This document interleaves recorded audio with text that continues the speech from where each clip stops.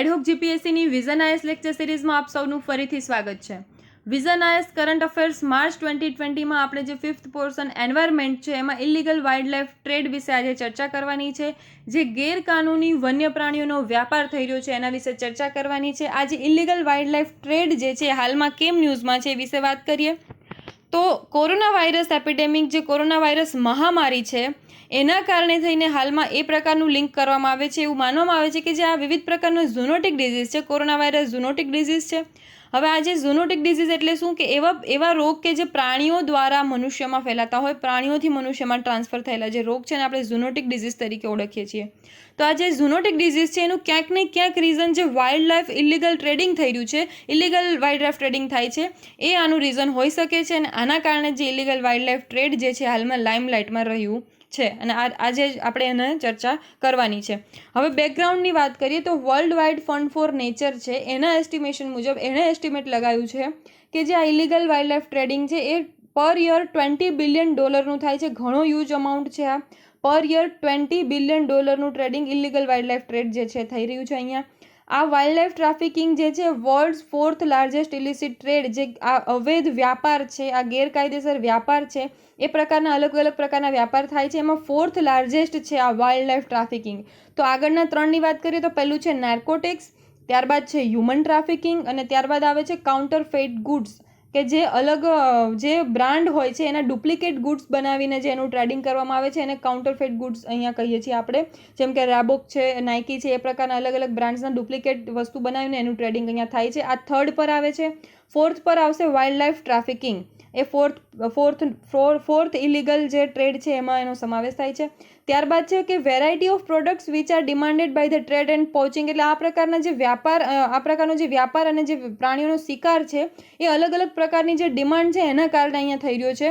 કેવી ડિમાન્ડ છે કે ભાઈ લોકો પેટ્સ પાળવાના શોખીન હોય છે. અમુક વાર વાઇલ્ડ લાઇફ જે છે, વાઇલ્ડ લાઇફને પણ એટલે કે જે જંગલી પ્રાણીઓ છે એને પાલતુ તરીકે રાખવાના શોખ લોકો ધરાવતા હોય છે. આ ઉપરાંત મીટ ખાવાનો જે શોખ છે, ટ્રેડિશનલ જે મેડિસિન છે એમાં પણ ક્યાંક ને ક્યાંક અમુક જે પ્રાણીઓ છે એના ઓર્ગન્સનો ઉપયોગ થાય છે.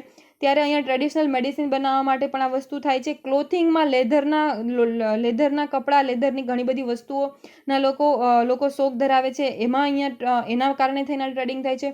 જ્વેલરી, હાથી દાંતની જ્વેલરીનું જેમ કે આપણે એક્ઝામ્પલ લઈએ તો લોકોને ઘણો બધો ક્રેઝ હોય છે. તો આ દરેક આ પ્રકારની વિવિધ પ્રકારની જે વસ્તુઓ છે એ વિવિધ પ્રકારના પ્રાણીઓની જે પાંખો હોય છે, એના દાંત, એના સેલ્સ એટલે કે એનું કવચ જે હોય છે એમાંથી, એની સ્કિનમાંથી, એના જે શિંગડા હોર્ન્સમાંથી અને ઇન્ટરનલ ઓર્ગન્સમાંથી આ દરેક વસ્તુ બનતી હોય છે. અને આના કારણે થઈને જ જે વાઇલ્ડ લાઇફ ટ્રેડિંગ જે છે એ હાલમાં વધતું જ જઈ રહ્યું છે. હવે impact of illegal wild life trade કહીએ કે આની અસર શું થઈ શકે છે. તો આની અસર એવી થાય છે કે જે કન્ઝર્વેશન ઓફ સ્પીસીસ છે અહીંયા નથી કરી શકતા આપણે, કે જે તે જગ્યાની સ્પીસીસનું કન્ઝર્વેશન કરવું હોય તો આપણે એક્ઝામ્પલ તરીકે એવું લઈ શકીએ કે જેમ કે ફૂડ ચેન ખ્યાલ હશે તમને, કે એક જે પ્રાણી છે એ બીજા પ્રાણી પર આ રીતે ફૂડ માટે ડિપેન્ડન્ટ હોય છે. હવે તમે અહીંયા વચ્ચેથી કોઈ એક પ્રાણી છે એની સંખ્યા ઓલરેડી અહીંયા કોઈ જગ્યાએ ઓછી હોય અને એનું ઇલીગલ ટ્રેડિંગ કરીને તમે બીજે જવા દો છો તો આખી ફૂડ ચેન જે ઇકોસિસ્ટમ છે આખી એ ખોરવાઈ જાય છે. અને અહીંયા તમે જે તે જગ્યાની સ્પીસીસ છે એનું કન્ઝર્વેશન નથી કરી શકતા. આ ઉપરાંત તમને ઇન્વેસિવ સ્પીસીસ વિશે ખબર હશે, એટલે જ્યાંથી તમે લઈને આવ્યા છો આ એનિમલને ત્યાં તો તમે અહીંયા કન્ઝર્વેશન સ્પીસીસનું જે છે ખોરવી દીધું આખું. હવે જ્યાં લઈને જાઓ છો ત્યાં બી શું થાય છે કે જે જગ્યાનું નેટિવ નથી હોતું એ જે તે જગ્યાની નેટિવ સ્પીસીસ ના હોય અને આપણે ઇન્વેસિવ સ્પીસીસ કહીએ છીએ. હવે આ જે ઇન્વેસિવ એટલે કે એ જગ્યાનું એ નેટિવ નથી, એટલે ત્યાંની જે નેટિવ સ્પીસીસ હશે, ત્યાંના જે નેટિવ પ્રાણીઓ હશે એ લોકોનું જે વર્ચસ્વ છે અહીંયા ઓછું થઈ જશે અને આનું અહીંયા વધી જશે. એટલે જે તે જગ્યાના નેટિવ જે સ્પીસીસ હતા એનું પણ અહીંયા આપણે કહેવાય કે કન્ઝર્વેશન નથી કરી શકતા. બરાબર. એટલે આ રીતનું ઇલીગલ વાઇલ્ડ લાઇફ ટ્રેડનું ઇમ્પેક્ટ થઈ શકે છે. રિસ્ક ટુ હ્યુમન હેલ્થનું તો બેસ્ટ એક્ઝામ્પલ કોરોના વાયરસ આપણે જોઈ જ રહ્યા છીએ. ત્યારબાદ જે છે એ લોકલ કોમ્યુનિટી પર પણ નેગેટિવ ઇફેક્ટ કરી શકે છે, નેચરલ રિસોર્સિસ પર પણ નેગેટિવ ઇફેક્ટ કરી શકે છે. લોકલ કોમ્યુનિટીની વાત કરીએ તો આપણે ફિશિંગનું એક્ઝામ્પલ લઈએ કે કોઈ એક લોકલ કોમ્યુનિટી છે જે તે જગ્યા પર ફિશિંગ પર ડિપેન્ડેન્ટ હોય. હવે અહીંયા એ લોકો જે ફિશિંગ પર ડિપેન્ડિંગ છે એ લોકોનું આખું ઇકોનોમી હવે અહીંયા જે ફિશનું જે ઇલીગલ ટ્રેડિંગ કરવામાં આવે છે જે મોટી પાર્ટીઓ દ્વારા, ત્યારે ત્યાંની જે લોકલ કોમ્યુનિટી છે એના માટે ફિશિંગ માટે અહીંયા કોઈ પણ પ્રકારની હવે માછલીઓ બચતી નથી. તો આ રીતે તમે જોઈ શકો છો કે લોકલ કોમ્યુનિટી જે છે એના પર પણ જે વાઇલ્ડ લાઈફ ટ્રેડિંગ જે ઇલીગલ થાય છે એની અસર થાય છે.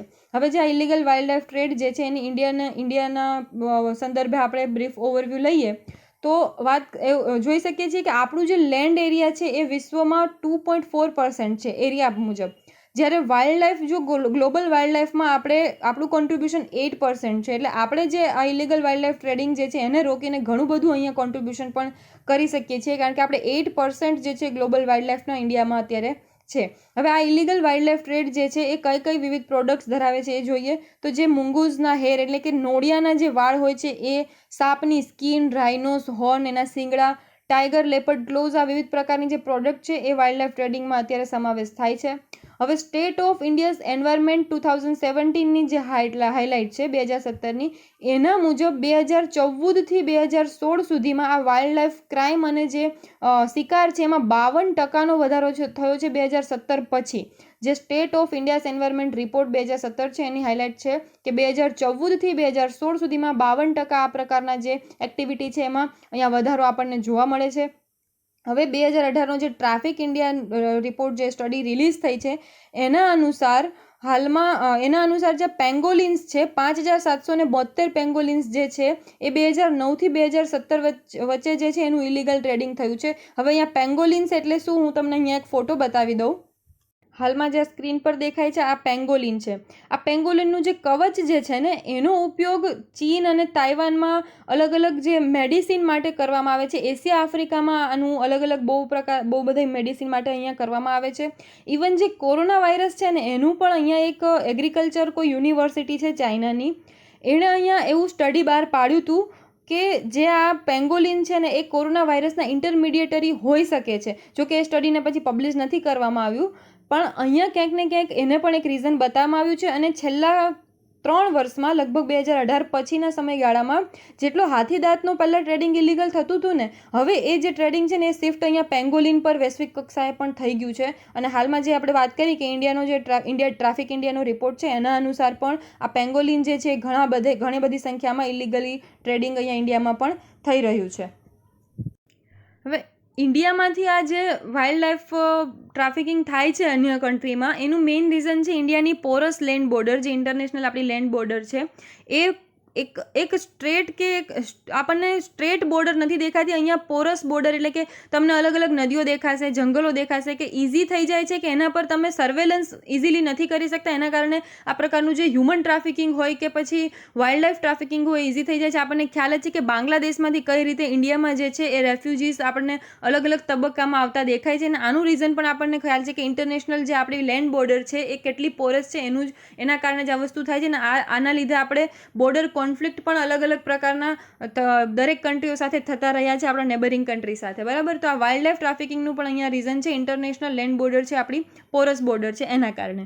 હવે જે મેઇન કન્ઝ્યુમર માર્કેટની વાત કરીએ કે જ્યાં વાઇલ્ડ લાઈફ ટ્રાફિકિંગ થઈ અને ક્યાં જાય છે ઇન્ડિયામાંથી, તો એ જાય છે ચાઇના અને સાઉથ ઇસ્ટ એશિયામાં, મેઇનલી ત્યાં જાય છે.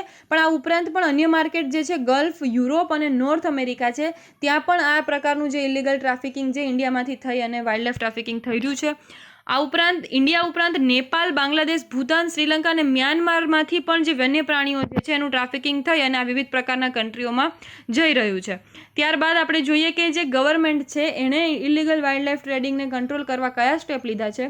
તેમાં પહેલું છે constitutional safeguard. Article 51A clause G એની અંદર જે કહેવાયું છે કે સિટીઝનનો ફંડામેન્ટલ એની ડ્યુટી છે કે એણે environment including forest, lake, reverse અને વાઇલ્ડ લાઈફનું કન્ઝર્વેશન કરવું, એનું ધ્યાન અહીંયા રાખવું. તો આ જે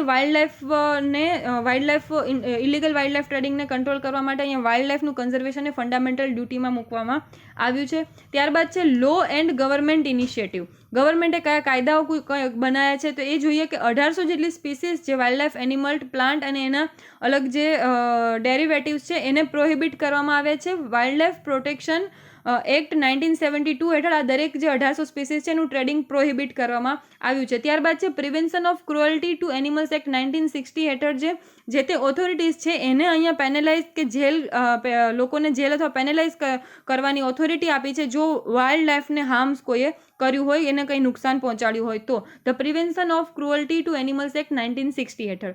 ત્યારબાદ આઈપીસી ઇન્ડિયન પિનલ કોડ 1860ની વાત કરીએ તો સેક્શન 428 અને સેક્શન 429 જે છે એમાં કિલિંગ, પોચિંગ, મેમિંગ, પોઈઝનિંગ ઓર ટોર્ચરિંગ, એનિમલને કોઈ પણ પ્રકારનું કોઈ હાર્મ કરે, ટોર્ચર કરતું હોય કે એનું શિકાર કરતું હોય કે એને મારવામાં આવે તો એને કોગ્નિઝેબલ ઓફેન્સ જે છે અહીંયા કહેવામાં આવ્યો છે આઈપીસી એક્ટ 1860. હવે કોગ્નિઝેબલ અને નોન કોગ્નિઝેબલ ઓફેન્સ એટલે કોગ્નિઝેબલ ઓફેન્સ એટલે એ પ્રકારના ઓફેન્સ કે અહીંયા પોલીસે આનું કંઈ તપાસ કરવું હોય કે કંઈ પણ પ્રકારની અહીંયા જે પ્રોસિજર કરવી હોય તો અહીંયા પોલીસને કોઈ પણ પ્રકારના વોરંટની જરૂર નથી. એ વોરંટ વગર પણ અહીંયા કોઈ પણ વ્યક્તિની ધરપકડ અને એની તપાસ કરી શકે છે. બરાબર. આઈપીસી કોડ 1860માં અહીંયા વાઇલ્ડ લાઈફના કન્ઝર્વેશન માટે આ વસ્તુ કરવામાં આવી છે.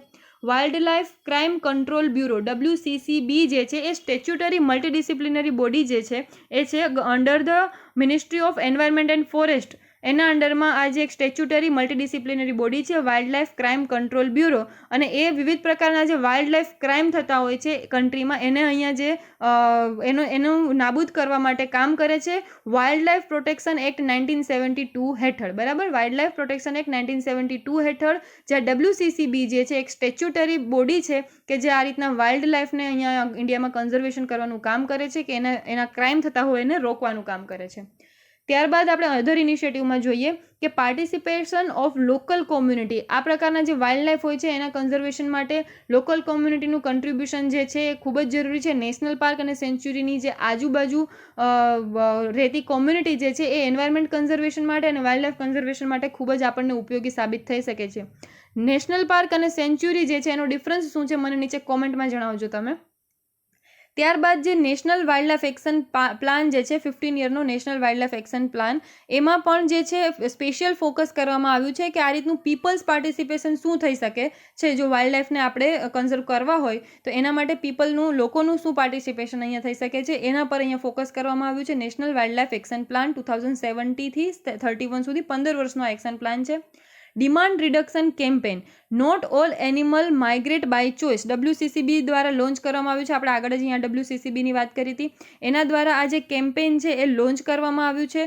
Not all migrate by the choice, બધા પોતાની ચોઇસથી અહીંયા એનિમલ્સ છે માઇગ્રેટ નથી થતા, અને એના દ્વારા અવેરનેસ જે છે ઇલીગલ વાઇલ્ડ લાઈફ ટ્રેડિંગ એના વિશે અવેરનેસ અહીંયા ફેલાવવામાં આવે છે. હવે આગળ વે અહેડની વાત કરીએ કે આપણે શું કરી શકીએ.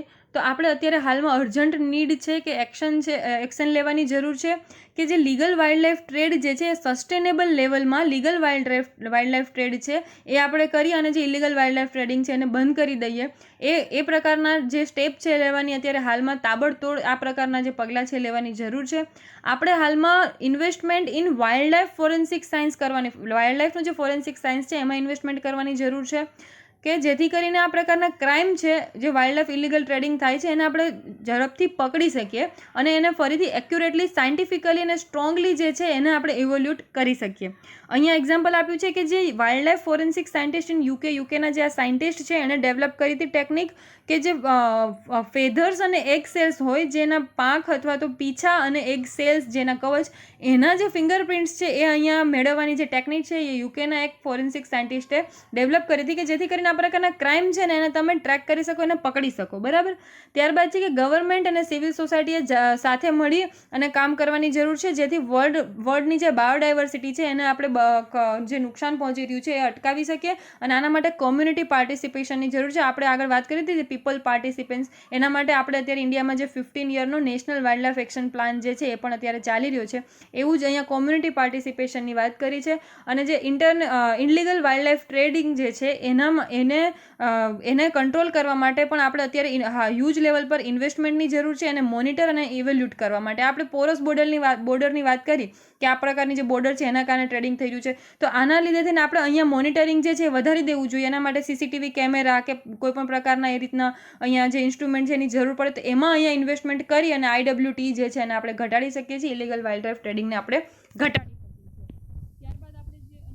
અલગ જે ઇન્ટરનેશનલ ઓર્ગેનાઇઝેશન્સ છે આ જે વાઇલ્ડ લાઈફ ટ્રાફિકિંગને કંટ્રોલ કરવા એની આપણે માહિતી મેળવીએ. તો આ જે ટ્રાફિક જે છે એ 1976માં જે વાઇલ્ડ લાઈફ ટ્રેડ મોનિટરિંગમાંનું એક નેટવર્ક જે છે ટ્રાફિક એ નામનું ડેવલપ કરવામાં આવ્યું હતું અને આ વર્લ્ડ વાઇલ્ડ લાઇફ ફંડ અને IUCNનો એક જોઈન્ટ પ્રોગ્રામ છે. આ ટ્રાફિક જે છે આ વર્લ્ડ વાઇલ્ડ લાઇફ ફંડ અને IUCNનો જોઈન્ટ પ્રોગ્રામ છે કે જે વાઇલ્ડ લાઇફ ટ્રેડિંગને મોનિટર કરવાનું એક નેટવર્ક છે.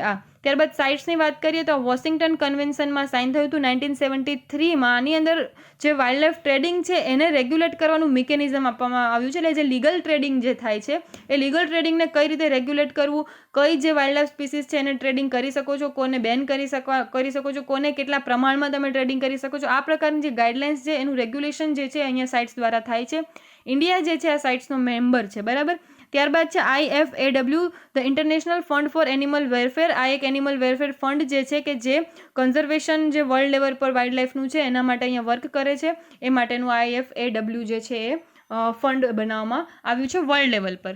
તો આ તો આજનો આપનો લેક્ચર. આઈ હોપ આપને સારો લાગ્યો હશે. અમારા વિડીયોને લાઇક કરજો, ચેનલને સબસ્ક્રાઇબ હજી પણ ઘણાએ નથી કરી તો સબસ્ક્રાઇબ કરી દેજો અને આપને નોટિફિકેશન મળી જાય એના માટે બેલ આઇકન પણ દબાવી દેજો. Thank you very much.